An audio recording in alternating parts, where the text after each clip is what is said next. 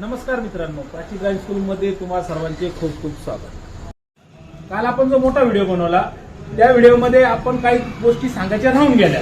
हँडब्रेकवर कोणती गाडी थांबती, कोणती गाडी नाही थांबत याविषयी आपल्याला सांगायचं होतं, ते राहून गेलेलं आहे। आता कोणती गाडी थांबती, कोणती गाडी नाही थांबत हे मी तुम्हाला क्लिअर करून देतो। गाडीचे प्रकार असतात, दोन प्रकारच्या गाड्या धरून। पहिली जी गाडी असते ती फ्रंट व्हील ड्राईव्ह असते। फ्रंट व्हील ड्राईव्ह म्हणजे तिच्या पुढच्या व्हीलला पॉवर आहे, तिला म्हणतात फ्रंट व्हील ड्राईव्ह। दुसरा जो प्रकार येतो तो रिअरचा येतो। रिअर म्हणजे जिच्या मागच्या व्हीलला पॉवर आहे त्या गाडीला रिअर म्हणतात। आता फ्रंट व्हील ड्राईव्ह जी गाडी असते जिच्या पुढच्या व्हीलला पॉवर असते ती गाडी हँडब्रेक लावल्यावर थांबत नाही। कारण एक का हँडब्रेक हा मागच्या व्हीलला लागतो आणि तिचा जो पॉवर आहे पुढच्या व्हीलला आहे।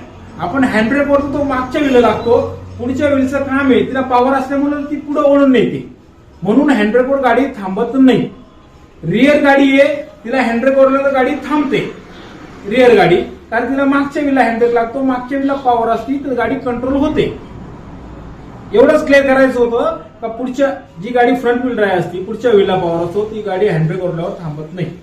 ओके, तुमचे काही शंका असतील, काही डाऊट असतील तर नक्की कळवा आणि प्राची ड्राइव्ह स्कूलला सबस्क्राईब करा।